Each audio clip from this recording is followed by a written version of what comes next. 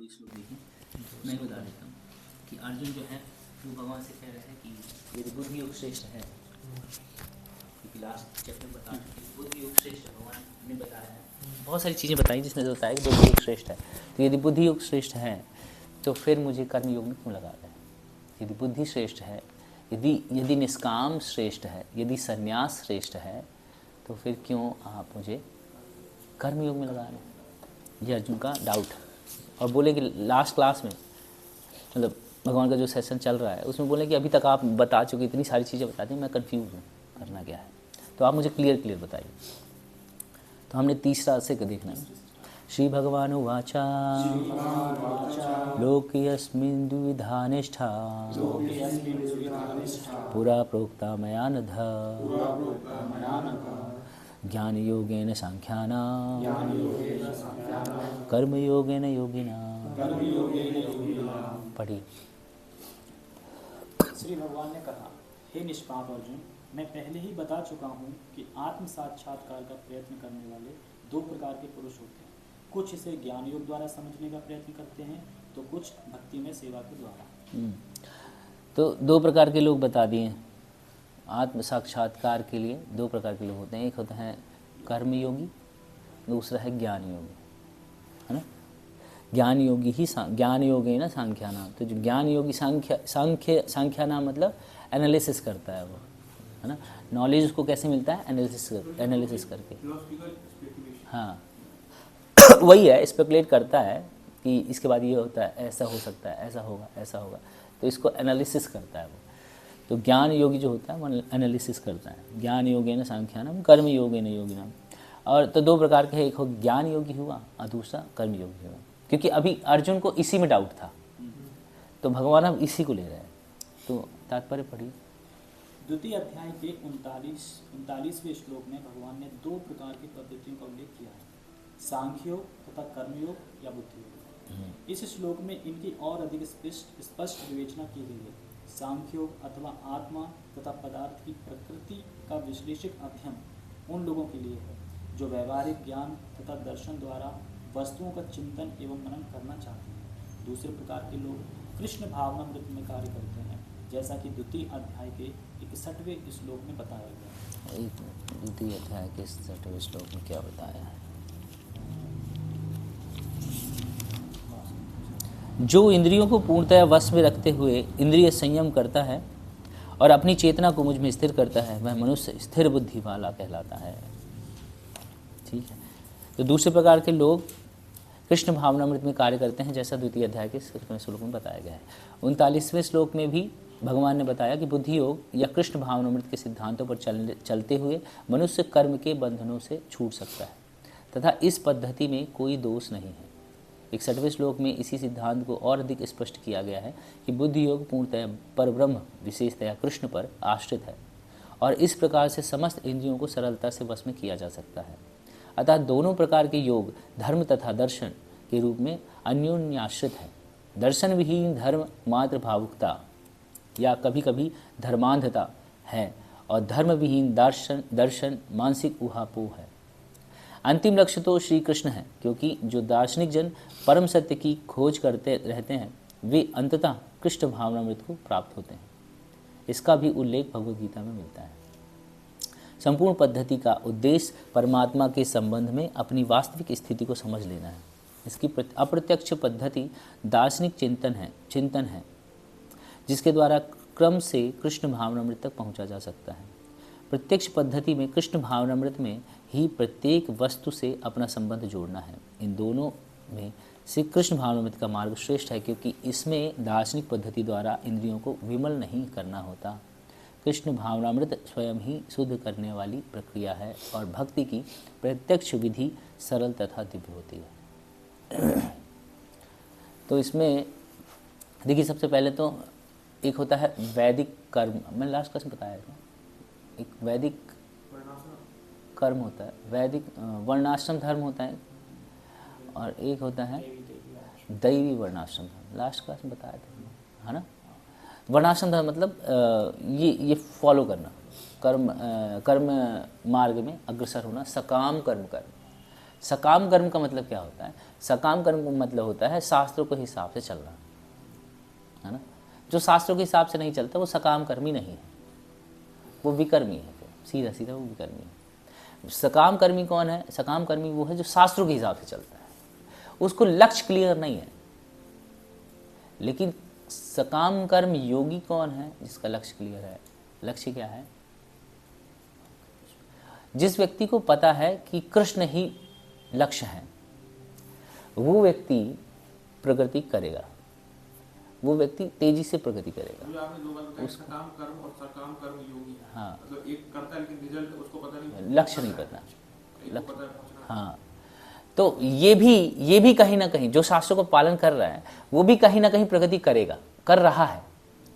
लेकिन जो भक्त है, जो जानता है लक्ष्य कृष्ण है, वो भी उसी के जैसे एक्ट कर रहा है। लेकिन जिसको पता है कि लक्ष्य कृष्ण है, वो तेजी से प्रगति करेगा। क्यों करेगा? गोल क्लियर है। और दूसरा कि उसको वैष्णवों और विष्णु की कृपा प्राप्त हो सकती है। जो भक्त समाज में है ही नहीं, उसको कृपा कैसे प्राप्त होगी? जो भक्तों के समाज में है उसको कृपा जरूर प्राप्त होगी, आज नहीं तो कल। इसीलिए वो तेजी से प्रगति करता है। ठीक है, तो यहाँ पे बता रहे हैं कि ये फिलॉसफी विदाउट एक वो है ना, इसमें इंग्लिश में क्या लिखा है? देखिए इंग्लिश में क्या लिखा है। हाँ, तो यदि आपके पास फिलॉसफी है, आपके पास दर्शन है, लेकिन रिलीजन नहीं है, धर्म नहीं है, तो क्या है वो? Mental speculation. ठीक है, जैसे बहुत सारे फिलॉसफर हैं समाज में। जैसे एक सबसे बड़े फिलॉसफर हैं जो सबसे बड़े नहीं बोलूँगा, मतलब मैंने सुना है जिसको, वो दिव्य कीर्ति का नाम सुना है? हाँ, बहुत नॉलेज है, बहुत ज्ञान है। और उन्होंने भी शायद फिलॉसफी में ही कुछ स्टडी की है। तो फिलॉसफी बहुत तगड़ी है, लेकिन रिलीजन नहीं है। मुझे उन्होंने एक वो भी दिया था कंट्रोवर्शियल, रामायण के ऊपर बता दिया। हाँ, बताया था, किसी टीचर ने, प्रोफेसर ने अपना वो दिया था, कमेंट दिया था उसके थ्रू, फिर रामचरितमानस के थ्रू, फिर रामचंद्र जी का हुआ था, उसका अलग तरीके से बताया। तो कोई रिलीजन नहीं है, खूब ज्ञान है आपके पास, कोई मतलब नहीं है, स्पेकुलेशन है। फिर क्या करते हैं? स्पेकुलेट करने लगते हैं। जैसे बहुत सारी बुक्स में पढ़ा, फिर जब चीज़ों को देखते हैं तो उसके हिसाब से देखने लगते हैं कि क्या ज़रूरत है इसकी, ये तुलसी के पौधे से अच्छा तो बैगन लगा देना चाहिए। वो एक है ना, उन्होंने बोला तुलसी के पौधे से अच्छा तो बैगन का पौधा लगा दो, खाने को तो मिलेगा, इसमें क्या है, कुछ मिलता ही नहीं। बहुत फेवरेट पर्सनैलिटी है वो। तो और दूसरा क्या है? धर्म तो है पर फिलॉसफी नहीं है। इंडिया में ज़्यादातर यही है, धर्म सबको पता है लेकिन फिलॉसफी नहीं पता, धर्म का उद्देश्य नहीं पता। क्या है इंडिया में? दो तरह के लोग बताए, क्या बताइए? दो तरह के लोग बताए, वो बताइए क्या बताया मैंने? जिसके पास नॉलेज नहीं, दर्शन, फिलॉसफी। जिसके पास फिलॉसफी है और धर्म नहीं है, तो वो क्या होते हैं? सुन नहीं रहे ना? Mental speculator. ठीक है, और जिनके पास धर्म तो है लेकिन दर्शन नहीं है, कोई फिलॉसफी नहीं है, क्यों कर रहे हैं कोई पता नहीं। जैसे अभी संसार में यही चल रहा है, जैसे कोई फॉलो करे, इसको जरूरत नहीं रहती वैसे, इसकी कैमरे की, बड़ा सोच के बोलना पड़ता है। मोहन विजय मना किया हुआ है। तो अभी मार्केट में जैसे बहुत सारे हैं अलग अलग लोग जिनको पता ही नहीं है कि क्यों हम कर रहे हैं। जैसे गणपति रखे, है ना, खूब बढ़िया गणपति रखते हैं, प्रसाद बांटते हैं, भंडारा करवाते हैं, और फिर गणपति जी को क्यों करते हैं नहीं पता। कुछ लोग दुर्गा जी रखते हैं, नवरात्रि, अभी नवरात्रि भी चल रहे हैं, अभी तो नहीं, आई थिंक चैत नवरात्रि, वो एक और नवरात्रि आता है। हाँ, तो उसमें देवी जी को रखा जाता है, ऐसे जैसे गणपति रखते हैं ना, वैसे देवी जी को रखा जाता है। हाँ, उनको भी रखते हैं, खूब आरती, खूब भक्ति। आप देखना पूरे मोहल्ले के लोग खड़े होकर और आरती करते हैं, भंडारा करते हैं, खूब प्रसाद बंटवाते हैं, फिर देवी जी बुला के समझ गया था, मतलब विग्रह बना के फिर विसर्जित कर देते हैं। विसर्जन का भी एक प्रोसेस होता है, लेकिन यहाँ पे तो ऐसा है कि मैंने देखा था एक बार गणपति को ले जाके, अब वो गणपति जी पानी में आ ही नहीं रहे हैं, तो मूर्ति तोड़ रहे हैं।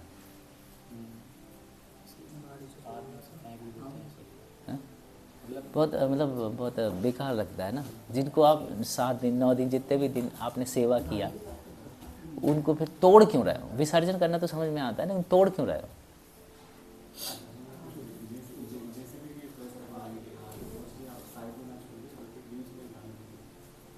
धीरे धीरे बंद हो जाएगा। तो ये एक्चुअली ना ये प्रोसेस सब सही था, हम लोग ना फिलॉसफी क्लियर नहीं था, और क्लियर नहीं था करना क्या है, तो गड़बड़ किया। जैसे शिवलिंग में दूध चढ़ाना है ना, तो देखा जाए तो एक मूवी आई थी जिसमें बोल रहे थे कि बताओ वो भिखारी जो था उसको दूध ही चाहिए था, लेकिन कैसे पीता, नाली से दूध आ रहा था, तो फिर मैंने उसको अपना दूध दिया ना। तो ये समस्या ऑर्गेनाइज़र की है, जो ऑर्गेनाइज करता है उसकी समस्या है। हमारे यहाँ हुआ दूध दही घी हुआ था ना सब, लेकिन सब कुछ को हमने कितने ऑर्गेनाइज तरीके से सब कुछ आया, और वो क्या प्रसाद है, हमने खुद पिया, लोगों को बांटा, है ना। तो फिलॉसफी क्लियर नहीं है लोगों को, आधा पता है कि ऐसे करना चाहिए, अभिषेक करना चाहिए, उसके बाद क्या। हमारे ये विग्रह छोटे थे, अब मायापुर में गए ना, पंच तत्वों को देखा आपने, उन पंच तत्वों का अभिषेक होता है 4 साल में एक बार। इतने बड़े विग्रह का कितना सारा दूध दही घी और सब लगता होगा, नहीं तो क्या वो फेंका जाता होगा, नदी बन जाता है क्या? नहीं, सब लोग उसको पीते हैं, भगवान का प्रसाद है, महाप्रसाद। तो ये जो विसर्जन करने का जो है, ये मतलब शास्त्र में दिया हुआ है कि मतलब पूजा करने में विसर्जित किया जाए? किसको? जैसे दुर्गा जी को करते हैं, गणपति में करते हैं। अब ये तो मुझे नहीं पता, ये तो अब वही शास्त्र जो पढ़े होंगे तो वो बताएंगे। वही कह रहे हैं, धर्म है, फिलॉसफी नहीं पता। धर्म के नाम में कर रहे हैं, फिलॉसफी नहीं। जैसे अभी एक वर्ग है जो धर्म के नाम में जो काफिरों का वध कर रहे हैं, कत्ल कर रहे हैं। कौन है काफिर, यही क्लियर नहीं है। काफिर हम मारेंगे नहीं, तो फिलॉसफी नहीं है, बस धर्म के नाम में किए जा रहे हैं।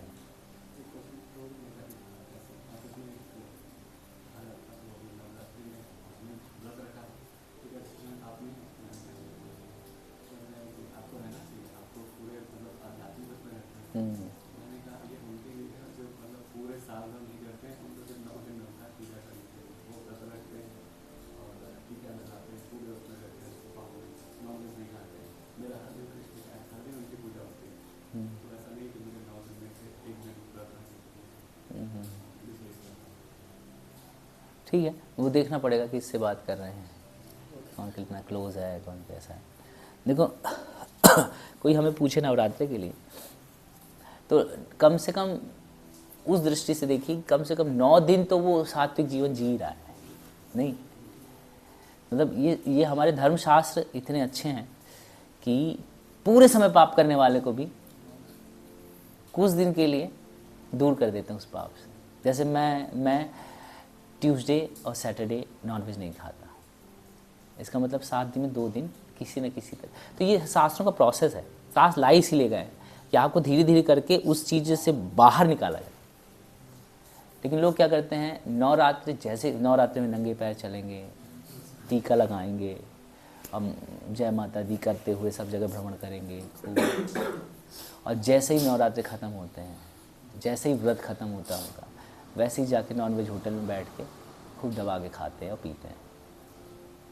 तो क्योंकि पता ही नहीं है फिलॉसफी, उनको ये पता बस माता जी चली गई हैं, अब दंड नहीं मिलेगा। अभी आई थी, उनके सामने ठीक रहो। जैसे नहीं होता है कि प्रभु जी आए, बेस भाई साफ़ कर लेना, बेस प्रभु जी आने वाले हैं, बेस साफ़ कर लेना, नहीं तो बोलेंगे। अब प्रभु जी गए, फिर पूरे 7 दिन वैसे ही चलता है। नहीं तो ये सोसाइटी में ऐसा है कि हम लोग बस किसी तरह से चाहते हैं कि बस निपट जाए वो। कृष्ण कॉन्शियस में भी आके यदि हम निपटाने का प्रयास करते किसी तरह से माला हो जाए। जैसे मान लो हमारा असली चरित्र हमें तब पता चलता है जब हम अकेले होते हैं। कब पता चलता है हमारा असली चरित्र? जब हम अकेले होते हैं। हाँ, जब हम अकेले होते हैं तब पता चलता है हमारा असली चरित्र क्या है। क्योंकि सबके सामने बैठ के ऐसे माला और हरे कृष्ण कृष्ण करते हैं, अकेले में कैसे करते हैं? अकेले में ऐसे हो जाए हरे कृष्ण नहीं, और जैसे प्रभु जी आए थे हरे कृष्ण कृष्ण कृष्ण कृष्ण हरे राम हरे राम राम हरे कृष्ण हरे कृष्ण हरे कृष्ण। ऐसा कितना गंभीर है। हमारी असली औकात जो है हमें पता है और भगवान को पता है, बाकी किसी को नहीं पता। प्रभु जी बहुत ही हैं, प्रभु जी सुबह उसकी माला कंप्लीट कर लेते हैं, प्रभु जी शास्त्रों का अध्ययन करते हैं, प्रभु जी बहुत सेवा करते हैं। वो प्रभु जी को पता है कि कितनी सेवा कर पा रहे हैं प्रभु जी। तो हम लोग का हमारा असली चरित्र जो है वो पता चलता है कि हम अकेले में क्या कर रहे हैं। हम जब खाली बैठे होते हैं तो हमारा दिमाग कहाँ जाता है, तब पता चलता है कि अंतकाल में हमें क्या याद आने वाला है। हम सोच रहे हैं कि पूरे जीवन भर भक्ति करेंगे तो भगवान याद आ जाएंगे। आप अभी चेक कर सकते हैं अपने आप को, अभी चेक कर सकते हैं। एकदम आप फ्री हो गए यहाँ से, आज आपका ऑफिस नहीं है, आप जाइए बैठिए, और जैसे ही आपका दिमाग जहाँ जा रहा है समझ जाइए कि आपका अटैचमेंट वहाँ है। और भगवान का कहते हैं अंत काले यम यम वापि स्मरण भाव त्यजत अंते कलेव तम तमेव वेति कौन्तेय सदा तद्भाव भाविता। भगवान कहते हैं कि यम यम वापि स्मरण भाव, कि जैसा स्मरण होगा ये कलेवर को त्यागते समय, उस भाव को हम प्राप्त होंगे। तो अपने कलेवर को त्यागने से पहले भी हम लोग उसको चेक कर सकते हैं। खाली समय बैठ जाइए और फिर सोचिए, जो पहला थॉट आ रहा है समझ जाइए मृत्यु के समय वही थॉट आने वाला है। हाँ? इसको कॉन्शियसली प्रैक्टिस करना है। जैसे हम क्लास में बैठे हैं तो हमें कॉन्शियसली बैठना है, क्योंकि हमारा मन जरूर भटकेगा, क्योंकि मन का तो काम ही है वो, लेकिन हमारा काम क्या है, बार बार मन को पकड़ के लाना, बार बार मन को पकड़ के लाना, ये हमारा काम है, ये हमारा एफर्ट है। अगर हम एफर्ट नहीं लगाएंगे तो रिजल्ट कैसे मिलेगा? तो हमें बार बार अपने मन को खींच के लाना है। हमें किसी न किसी को अपना आश्रय बनाना पड़ेगा, हमें किसी न किसी को वो राइट देना पड़ेगा, जैसे अर्जुन ने दिया भगवान को, शिष्यस्ते हम साधि माम प्रभु, आप बोलो जो बोलो वही करूँगा, मैं और कुछ नहीं करूँगा, क्योंकि मैं देख लिया अभी गड़बड़ चल रहा है। तो हमें किसी को वो छड़ी देना पड़ेगा कि प्रभु जी ये छड़ी लीजिए, आप सुधारिए मेरे को, क्योंकि मेरा मन तो बहुत दुष्ट है। देखा जाता है हम लोग बड़े शरीफ हैं, दुष्ट हमारा मन है। इसके लिए हमें किसी को देना पड़ेगा अथॉरिटी, कि प्रभु जी आप जैसा बोलेंगे वैसा करूँगा। और अगर वैसा करते जाते हैं, चेतना भी वैसी, कॉन्शियसनेस भी वैसा। हमारे कृष्णा कॉन्शियसनेस मूवमेंट में इतने सारे लोग हैं, इतने सारे प्रैक्टिस कर रहे हैं, कृष्णा कॉन्शियस में कॉन्शियसनेस गायब है, और 50 साल से लगे हुए हैं। मैं सबकी बात नहीं कर रहा, लेकिन बहुत सारे लोगों की कॉन्शियसनेस गायब है। हम लोग खुद कॉन्शियसनेस में काम नहीं करते हैं, बाकी सब में काम करेंगे। सुबह उठना, रात जल्दी सोना, प्रसाद पाना, अच्छे से बातें करना, सारी चीज़ें करते हैं। लेकिन क्या जो चीज़ हम जो एक्टिविटी हम कर रहे हैं और वो हम कॉन्शियसली कर रहे हैं, और फिर हम क्या होता है, हम जान जाते हैं, ज्ञान हो जाता है, सब समझ जाते हैं, फिर हमको लगता है कि यार इस्कॉन में ना प्रभुपाद ने सब नहीं बताया है, और भी बहुत कुछ है जो बाहर पता चलता है, राधाकुंड, शाहपुर, गोवर्धन, नहीं, प्रभुपाद ने सब नहीं बताया। अरे जितना बताया उसको कॉन्शियसली कर रहे हैं कि नहीं? क्योंकि जो व्यक्ति उसको कॉन्शियसली कर रहा है उसको इसका इफेक्ट दिख रहा है। जैसे जयपताका स्वामी महाराज को जानते हैं, आपने दर्शन किए जयपताका महाराज? हाँ, जयपताका स्वामी महाराज जो हैं, अभी कुछ प्रोग्राम सेमिनार हुआ था, शायद बाहर ही कहीं हुआ था, इंडिया में नहीं, बाहर ही कहीं हुआ था शायद राधा देश में हुआ था शायद, कुछ पता नहीं। मैं देखा था एक वीडियो, देखता हूँ।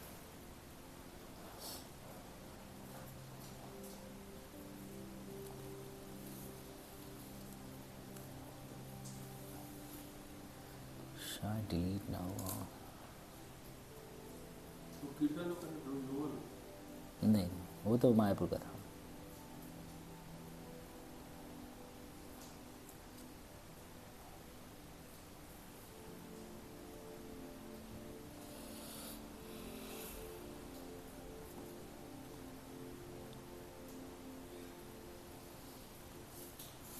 बहुत सुंदर महाराज बता रहे थे। डिलीट हो गया, आया भी होगा, ये तो यूट्यूब में भी होगा। प्रभु जी की बॉडी को क्या है? 1 मिनट।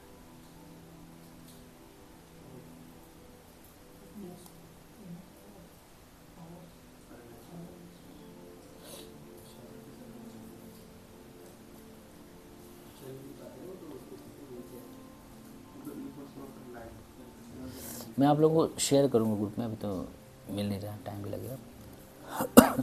तो जय पताका महाराज से पूछा किसी भक्त ने, स्टेज पे थे जय पताका महाराज, बाकी बहुत सारे भक्त लोग नीचे थे। तो जय पताका महाराज ने कहा कि मुझे लीवर ट्रांसप्लांट हुआ है और किडनी ट्रांसप्लांट हुआ है और स्किन कैंसर है और ऐसे करके 5-6 बीमारियां गिनाई।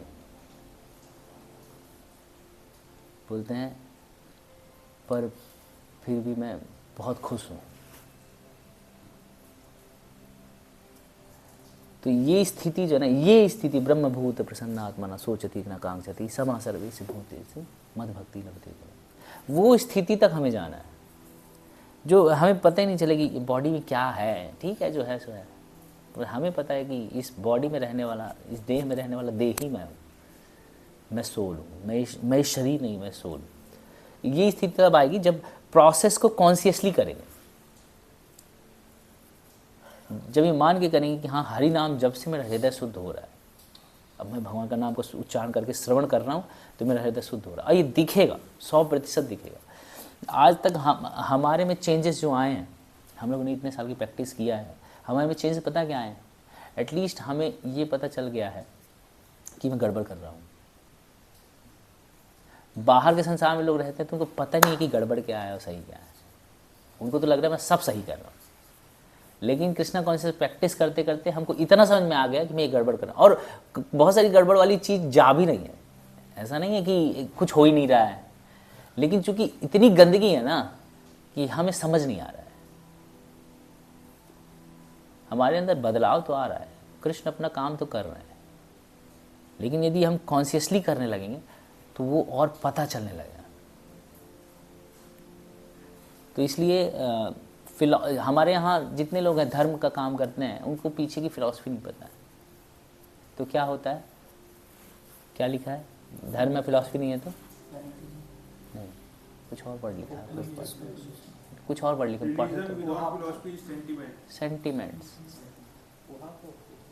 सेंटिमेंट्स। तो हमारे लोग जितने हैं, मदर फादर सब लोग बहुत सेंटिमेंट्स हैं भगवान के लिए, तो सेंटिमेंटल हो जाता है, रोने लगेंगे, है नहीं? ठीक है, लेकिन वो आंसू जो एक्चुअली निकलते हैं भगवान, वो नहीं है वो। ये मगर के आंसू हैं, ये मगर के आंसू हैं। हाँ, अब यहाँ रोए कि भगवान, बहुत भाव आया, आंखों से आंसू निकले, और फिर थोड़ी देर बाद गए, अब बुलाओ दबाओ, है ना, गलती करते हैं, बहुत सारा इंतज़ार करते हैं। तो इसीलिए कॉन्शियस बहुत ज़रूरी है। हम लोग को फिलॉसफी पता होना चाहिए और हम लोग को फॉलो भी करना चाहिए, लेकिन कॉन्शियसली। ठीक है, ना कर्मणा मनारंभा नैष्कर्म्यम पुरुषो श्रुते ना च संन्यासनादेव सिद्धिं समधिगच्छति। न तो कर्म से विमुख होकर कोई कर्म फल से छुटकारा पा सकता है, और न केवल संन्यास से सिद्धि प्राप्त कर सकता है, की जा सकती है। तो ये अर्जुन के लिए था। ये इसको पढ़िए, आप पढ़ो, आप ही बोलो, पढ़िए परपट। इंग्लिश में हाँ पढ़िए, क्या दिक्कत है। फोर्थ का purport. The endurance order of the life can be accepted when one has been purified by the discharge of the prescribed form of duty, which are laid down just to purify the heart of materialistic man. Without purification, one cannot attain success by the adoption of the fourth order of life, sannyas. According to the imperial philosophy, simple by the adopting sannyas or the returning from purified purity activity, one at once become as God, as Narayan. But Lord Krishna does not approve the principle. Without purification of the heart sannyas is a simple disturbance of to the social order. On the other hand, if someone take the transcendental service of the Lord, even without discharging his prescribed duty, whatever he may be able to advance in the causes accepted by the Lord Krishna, Buddhi Yog, Shiv Alpham, Api, Savadhanasya, translated into even a state performance of the such a principle enable one of the outcome create difficulties. तो इसमें अर्जुन भगवान से क्या कह रहे थे? Intelligence आप बता रहे थे कि fruit intelligence is better than fruit, मुझे काम करने की वो है। हाँ, तो मतलब अर्जुन उस समय क्या बोल रहे थे कि मैं संन्यास ले लूँगा, नहीं बोल रहे थे? अर्जुन कह रहे थे कि मैं संन्यास ले लेता हूँ, मैं युद्ध नहीं करूँगा। तो भगवान कह रहे हैं कि कर्म से विमुख, कर्म तुम्हारा क्या है? क्षत्रिय, युद्ध करना है ना। तो तुम्हारा कर्म है युद्ध करना। अब युद्ध से विमुख होकर कर्म फल से छुटकारा मिल जाएगा। अर्जुन ये कह रहे हैं कि मैं युद्ध नहीं करूँगा, क्योंकि युद्ध करूँगा तो पाप लगेगा तो उसका फल मिलेगा। तो मैं युद्ध ही ना करूँ तो उसका फल ही नहीं मिलेगा, तो मैं पाप फल से बच जाऊँगा नहीं। तो भगवान कह रहे हैं न केवल संन्यास से ही सिद्धि प्राप्त हो सकती है। अब देखो ये उसी तरह से है जैसे प्रभु जी अगर नाम अपराध हो जप करने में, इससे बेटर है कि जप ही ना करें, तो अपराध ही ना होगा। या फिर और अच्छे समझने के लिए प्रभु जी वैष्णव अपराध होता है, वैष्णव के बीच, हम वैष्णव के बीच में रहते ही ना रहें तो अपराध ही नहीं होगा। सरल है ना। वैष्णव अपराध ना होने का सबसे सरल तरीका वैष्णव को त्याग दें, ना रहेंगे वैष्णव के साथ ना होगा अपराध। नाम अपराध का सरल तरीका नाम ही ना करें, नहीं। तो भगवान कह रहे हैं नहीं, ना करने से, आपके नियत कर्मों को ना करने से आप ये मत सोचो कि आपको पाप नहीं लगेगा, क्योंकि नियत कर्मों को ना करना भी पाप है। समझ में आ रहा है? अर्जुन युद्ध छोड़ के जाना चाह रहे हैं वो ये सोच के कि पाप ना लगे, मैं ना लड़ूंगा तो पाप नहीं लगेगा। लेकिन भगवान कह रहे हैं कि तुम ड्यूटी छोड़ के जा रहे हो, तुम्हें पाप लगेगा, और अगर तुम युद्ध करोगे तो तुम्हें पाप नहीं लगेगा। अर्जुन उल्टा सोच रहे हैं, मैं युद्ध करूंगा तो मुझे पाप लगेगा। भगवान कह रहे हैं तुम युद्ध करोगे तो तुम्हें पाप नहीं लगेगा, लेकिन अगर तुम भागोगे तो पाप लगेगा। एकदम उल्टा सोच रहा है ना। तो यदि हम वैष्णवों के बीच ना रहेंगे तो हम भक्त कभी नहीं बनेंगे, हम कर्मी रहेंगे। अकर्मी ज्यादा भ्रमतः विकर्म भी, अपने कर्मों से ज्यादा भ्रमण करेगा संसार में। अगर अर्जुन युद्ध करेगा तो वो लोगों को मारना पड़ेगा उसे, तो उसका भी तो पाप नहीं है। तो क्षत्रिय है ना, क्षत्रिय का तो काम ही है धर्म के विरुद्ध जो अधर्म पैदा हुआ है उसको नष्ट करना। क्षत्रिय का तो काम ही है ना, राजा है ना वो, तो मुझे धर्म की रक्षा करनी। धर्म की रक्षा कैसे होगी? अधर्मियों का जब नाश होगा तो धर्म की रक्षा होगी, है ना। तो इसीलिए भगवान कह रहे हैं अर्जुन से कि देखो संन्यास लेने की जरूरत नहीं है, अभी समय नहीं आया संन्यास का। युद्ध स्थल में आके कोई क्षत्रिय कहे मैं संन्यास ले रहा हूं तो ये निंदनीय है ना। प्रभुपाद जी एग्जाम्पल उसमें तात्पर्य में बता रहे हैं कि जो ज्ञान योगियों का चरम लक्ष्य क्या है? संन्यास ग्रहण करना। लेकिन प्रभुपाद जी बता रहे हैं मन को शुद्ध किए बिना संन्यास लेने से क्या होगा कि वो इच्छाएं बनी हैं, क्योंकि इच्छाएं तो प्यूरिफाई हुई नहीं, और आपने देख के संन्यास ले लिया, तो क्या होगा, आप समाज में उत्पात मचाएंगे, गलत करेंगे। जैसे फुल ब्रह्मचर्य का ट्रेनिंग नहीं हुआ और ब्रह्मचारी बन गए तो कांड करेंगे। जैसे कुछ लोग आते हैं, कहते हैं प्रभु जी मेरे से ये सब नहीं हो रहा है, मैं ब्रह्मचारी बन जाऊँ, तो हृदय शुद्ध नहीं हुआ, और यदि ब्रह्मचारी बन जाएंगे तो क्या करेंगे, फिर कांड करेंगे। जो यहाँ कर रहे हैं वो आश्रम में करने लगेंगे, तो यहाँ तो कम दंड था, आश्रम में ज़्यादा बड़ा दंड मिलेगा नहीं। तो इसीलिए कह रहे हैं कि जो व्यक्ति का हृदय शुद्ध हो, है ना, उसको संन्यास लेना चाहिए। हृदय शुद्धि के साथ संन्यास आश्रम में प्रवेश करना चाहिए। हृदय शुद्ध नहीं है, संन्यास में चले गए तो गड़बड़ करेंगे, उसका भी हम वो खराब करेंगे, जो उसका वैल्यू है, संन्यास का वैल्यू होता है ना, उसकी वैल्यू भी हम खराब कर देंगे। हाँ, नॉलेज कम है, वो कहते हैं ना कि खाली नहीं, खाली आवाज़ करता है, कुछ ऐसा था, खाली बर्तन आवाज़ करता है, ऐसा कुछ है ना, हाँ ऐसे कुछ वो है। लेकिन यहाँ पे ये बता रहे हैं कि हमें प्योर होना होगा, धीरे धीरे हमें प्योर होना होगा। सिर्फ संन्यास लेने से प्योरिटी नहीं आती, सिंपल मतलब ये है। लेकिन कुछ ज्ञान मार्गी ऐसा कहते हैं कि संन्यास ले लिया मतलब अब आप प्योर हो गए। दंड ग्रहण मात्रे ना नर नारायण भवेत। एक बार दंड जिसने, त्रिदंड मिलता है ना, जिसने ग्रहण कर लिया, एक दंड होता है, तो एक दंड मिल गया, अब आप नारायण हो गए। बस आप भूले हुए हो, याद कर लो तो आप नारायण हो जाओगे। कुछ ऐसे तरह का है। इसमें एक तो इसमें में आ रहा है कि अगर कोई शुद्ध हुआ नहीं है और संन्यास ले लेता है तो प्रोपाल से गलत बता रहे हैं।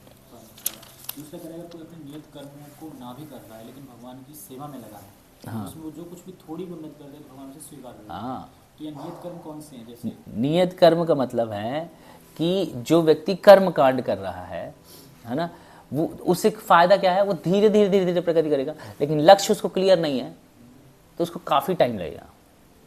लक्ष्य क्लियर नहीं इसलिए, लेकिन यदि उसको लक्ष्य क्लियर है, अब जैसे मेरा नियत कर्म क्या था कि पैसे कमाओ, समाज को देखो, घर को देखो, फैमिली को देखो, मैंने क्या किया, नियत कर्म को छोड़ दिया, है ना। लेकिन अभी क्या कर रहा हूँ मैं, यदि भगवान की सेवा कर रहा हूँ तो फिर उसकी जरूरत नहीं है। अब इस स्थिति में मैं ज़्यादा प्योर होऊंगा, अब तेजी से प्रगति करूँगा। तो नियत कर्मों को छोड़ भी दिया, लेकिन अगर कृष्ण के लिए कर्म कर रहा है तो वो अधर्म नहीं है। भगवान यही बता रहे हैं, अर्जुन से यही कह रहे हैं, तुम अपना युद्ध छोड़ रहे हो, तुम्हारी जो ड्यूटी है उसको छोड़ो तो तुमको पाप लगेगा। मतलब भगवान की सेवा नहीं करना चाह रहे और अपने नियत कर्म को छोड़ रहे हैं और संन्यास। हाँ हाँ, दोनों चीज कर रहे हैं, दोनों चीज, भगवान की सेवा। हाँ, इसलिए वो तुमको पाप लगेगा। तो फैमिली को भी नहीं देखना, करना चाह रहे और ना उधर ही हाँ हाँ नहीं, सब करना हाँ चाह हाँ, सबको नष्ट कर देंगे ना। जैसे मान लो अगर अर्जुन चले जाते, मान लो संन्यास ले लेते, है ना, वैसे ऐसा होता नहीं है, लेकिन अर्जुन संन्यास ले लेते तो युद्ध में उनकी विजय हो जाती, किसकी, अधर्म की। अब अधर्म की विजय होती, अधर्म बढ़ता तो जो सोसाइटी है उसमें अधर्म के काम ज़्यादा होने लगते, क्योंकि अधार्मिक राजा जो होता है अधर्म को बढ़ाता है, तो अधार्मिक काम ज़्यादा होने लगते। तो जो सामान्य जनता है वो ज़्यादा परेशान होती अधर्म से। जैसे महंगाई बढ़ना ही अधर्म का काम है, महंगाई बढ़ना, ज्ञान प्रॉपर ना होना, समाज में प्रॉपर स्कूल ना होना, हॉस्पिटल ना होना, ये सब क्या है, अधर्म का काम है। अधर्म बढ़ रहा है, इससे क्या होगा, सामान्य जनता परेशान होगी, उस समाज जनता में कुछ दुष्ट लोग निकलेंगे, तो फिर ऐसे क्या होगा, समाज की जो व्यथा है वो बिगड़ जाएगी और जो व्यवस्था है वो पूरी तरह से बिगड़ जाएगी, और फिर हर जगह अधर्म का शासन हो जाएगा। तो भगवान ने क्या किया, उस अधर्म की रक्षा के लिए अर्जुन को गीता को उपदेश दिया, क्या है, ऐसे अधर्म को तुम्हें नाश करने की जरूरत है, तुम नाश करो, और तुम नहीं करोगे तो मैं करूँगा। तो जब भीष्म पितामह पे नहीं किया ना, फिर भगवान ने वो उठाया ना, पहिया उठा के मारने के लिए किया, और तुम नहीं मारोगे तो मैं मारूंगा, मारना तो है। तो वो अर्जुन पैर पकड़ लेते हैं, भैया देखो आपकी प्रतिज्ञा लिया है आपने, नहीं उठाओगे, मेरे कारण आप ऐसा मत करो। तो फिर भगवान का ठीक है, फिर तुम करो, फिर वो भीष्म को मारते हैं, नहीं तो दादाजी हैं छोड़ देते हैं। तो कोई भी व्यक्ति यदि धर्म के विरुद्ध है तो कितना भी अच्छा है, हमें उसको फॉलो नहीं करना चाहिए, है ना। जिसको धर्म का ज्ञान ना हो, धर्म का पालन ना करे, जैसे कैमरा है तो ज़्यादा बहुत फेमस है, उनका बुद्धि बहुत तेज था, बहुत प्रखर था, लेकिन कोई मतलब नहीं, क्योंकि उनको धर्म का ज्ञान नहीं था। अब धर्म का ज्ञान नहीं है, अब लोग फॉलो कर रहे हैं, तो क्या होगा? लोग फॉलो क्यों कर लेते हैं? वो देखते हैं लोग सिर्फ स्किल को फॉलो करते हैं। आपके अंदर स्किल है, आपके फेम को लोग फॉलो करते हैं। उसमें कोई गलत बताओ। एक वो है, एक बहुत एक कोई टीवी में आती है, कोई एक एक्ट्रेस है, बहुत गंदी है, उसको लोग फॉलो करते हैं। कोई वो नहीं पता मुझे, कोई बहुत लोग फॉलो करते हैं, वो गलत करती है और लोग उसको फॉलो करते हैं। तो वो लोगों को ना अभी सेंस नहीं है, लोगों को सेंस नहीं है कि फॉलो किसको करना है। उनको लगता है कि फेम, मतलब एक क्लास इसमें भी होता है कि पब्लिसिटी, क्या फेमस और पॉपुलर और प्योर। तो लोग पॉपुलर जो होता है ना उसको फॉलो करते हैं, प्योर को फॉलो नहीं करते। क्यों? क्योंकि लोगों को लगता है कि मैं भी पॉपुलर हो जाऊंगा। तो उनके पास स्किल था, वो पॉपुलर थे, इसलिए लोग फॉलो कर रहे हैं, इसलिए फॉलो कर रहे हैं। हम प्रभुपाद को क्यों फॉलो करें? प्रभुपाद प्योर है। प्योरिटी से यदि पॉपुलर होते हैं, यदि प्योरिटी से हम पॉपुलर होते हैं, तो फिर वो जो पॉपुलैरिटी है वो हमारे काम को खराब नहीं करेगी। लेकिन यदि हम पॉपुलर हो गए तो कहीं ना कहीं वो हमको, हमारा सर्वनाश करेगी पॉपुलैरिटी। और ऐसे ही होता है समाज में भी। आप अगर एनालिसिस करें तो आपको दिख जाएगा। वो तो खैर है ही, लेकिन वो भी समाज का भला नहीं करते, समाज का कभी भला नहीं करते। मतलब उनकी कोई ऐसी शिक्षाएं नहीं है, क्योंकि मैं किताब लेके पढ़ना ओढ़ना स्टार्ट किया था, मुझे पता तो था नहीं कुछ, और बातें तो अच्छी हैं सब, लेकिन श्रीमद् भागवतम में मैंने पढ़ा है कि खूब अच्छा कर रहा, खूब अच्छा, सब अच्छा किया आपने, लेकिन कृष्ण नहीं है तो सब शून्य है।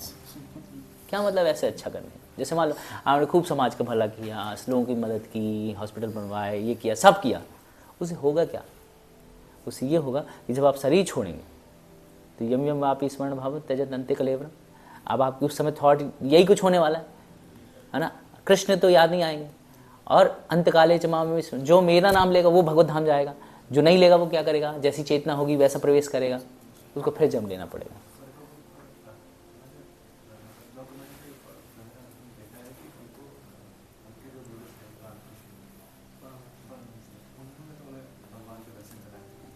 भगवान के दर्शन, जिसको पता ही ना हो कि भगवान कौन है, जिसको पता ही ना हो भगवान कौन है। जैसे आप बोले इनको मैंने आपके पिताजी के दर्शन कराए, मैंने आपके पिताजी को देखा कभी? मैं इनको दर्शन करा सकता हूँ? पॉसिबल ही नहीं है। तो जिसको भगवान के बारे में नहीं पता वो दर्शन कैसे करेगा और करवाएगा?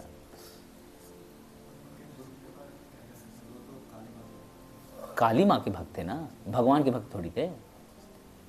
काली माँ के भक्त हो सकते हैं, काली माँ की कृपा प्राप्त हो सकती है। देखो दो प्रकार की कृपा होती है, एक सकपट कृपा और ये निष्कपट कृपा। तो शिव जी या दुर्गा जी जो भी है ना, ये सकपट कृपा करती हैं लोगों पे। सकपट कृपा मतलब, सकपट का मतलब होता है कि भौतिक वस्तुएं प्रदान करना, नेम फेम मनी, है ना, ये सब प्रदान करना, ये सकपट कृपा है। लेकिन हमें उनसे निष्कपट कृपा की याचना करनी चाहिए। निष्कपट कृपा क्या है? कि हमें भगवान के रास्ते में लगा दें। जैसे काली जी जब जड़ भरत को लाए, जड़ भरत की कहानी पता है? शॉर्ट में बताता हूँ कि भरत महाराज जो है, जाना है? तो भरत महाराज जो है बहुत कम समय में, यंग एज में, अपने सारे पूरे पृथ्वी के साम्राज्य जिसके पास सब छोड़ के और वन में आगे तपस्या करने लगे। और एक दिन क्या हुआ कि उनको एक हिरन आया, हिरन से ने अटैक किया, हिरन का बच्चा बच गया। फिर उनको दया आई, वो अपने लेके आ गए और फिर उसकी सेवा करने लगे। सेवा करते करते इतने मशगूल हो गए सेवा में कि भूल ही गए कि भजन भी करना था। और आखिरी समय में जब वो शरीर छोड़े तो उनको हिरन का याद आ रहा था, तो हिरन बन गए। अब हिरन बन गए, लेकिन चेतना, भगवान कहते हैं ना, नेहा भी करुणा सोचती प्रत्यवायुनो विद्यते स्वल्पमप्यस्य धर्म, तो इसी वाले में स्वल्पमप्यस्य धर्म से त्रायते महतो भयात, प्रभुपाद ने पर बताया है ना। तो अब वो चेतना जो है उनकी बनी रही, चेतना बनी, उनको याद रहा, रही यार मैं तो भरत महाराज था, मैं हिरन बन गया, अब गड़बड़ नहीं करूँगा। तो हिरन रहे, लेकिन वो आश्रम में ही रहा करते थे, कहीं और नहीं जाते थे। वहीं पे कोई शिकार खाना पीना कुछ नहीं, वहीं पे रहते, जुमलियाँ खा लेते थे। फिर शरीर छोड़ा, जब शरीर छोड़ा तो फिर तीसरा शरीर उनको मिला जड़ भरत का। अब ऐसा शरीर तो अच्छा हट्टा कट्टा था, लेकिन अब उनको समझ में आ गया था कि यार मेरे को कुछ करना नहीं है, क्योंकि करूँगा तो फंसूँगा। किसी के लिए करते हैं तो उसके प्रति अटैचमेंट होता है, तो करना ही नहीं है। तो ऐसे रहने लगे जैसे कि एक पागल आदमी हो। लोग उनको पागल बुलाते थे, पागल है, कुछ नहीं करता, बस खाता बस रहता है। तो एक बार उनके घर वालों ने उनको भगा दिया घर से। अब घर से भगा दिया तो अब चले गए, उनको कोई मतलब नहीं कि मेरा हिस्सा है, 5 भाई हूँ, डिवाइड बाई 5 तो मिलेगा ही। चले गए। अब जब चले गए तो जाते जाते उनको उन्होंने काली जी के जो भक्त होते हैं उन्होंने पकड़ लिया बलि के लिए। अब बोले चलो, तो वो भी चलने लगे, बोले चलो, और उनको खूब खिलाया पिलाया, बढ़िया से खाए, और फिर वो टीके को लगाया, और फिर वो उस जगह पे रखा जहाँ पे बलि होनी, उनको रख दिया। अब उनको रख दिया और काटा जा रहा। वो एकदम कूल है वो, क्योंकि उनको पता है मैं शरीर नहीं में आता हूँ, ना जाए ते मृत्य वा कदाचिन नायम भूता भक्ता वा न भूल, मेरा कोई जन्म मृत्यु कुछ नहीं, मैं आत्मा हूँ, अजर हूँ, अमर हूँ। जैसे काटने के लिए काली देवी प्रकट हो गई उसी मूर्ति से, और अपने ही भक्तों को मारी। पहले तो अपने ही भक्तों को ऐसे नहीं मारी कि ऐसे वध किया, उन्हीं के भक्त थे वो। क्यों? क्योंकि वो वैष्णव है। जड़ भरत लग रहा है हमें, लेकिन वो वैष्णव है। वैष्णव के प्रति अपमान कोई सहन नहीं कर सकता। भगवान के भक्त और भगवान वैष्णव के प्रति अपमान को नहीं सहन कर सकते। काली जी ने मार दिया अपने ही भक्तों को। तो कौन कैसा भक्त है काली जी का, ये तो मुझे भी नहीं पता, लेकिन जैसा कि लोग कहते हैं कि वो काली के भक्त थे, तो रहे होंगे भक्त, लेकिन वो कभी भगवान का दर्शन नहीं किए होंगे, और ना तो भगवान का दर्शन कराए होंगे। ये फैक्ट है। हमारे भक्ति सिद्धांत महाराज जो हैं उसी समय के हैं। ये बहुत भागते थे, दूर भागते थे। हाँ, ये भक्ति सिद्धांत महाराज जो है ना प्रभुपाद जी के बाजू में, ये सिंह गुरु हैं। ये जब बोलते थे, इनका प्योरिटी इतना था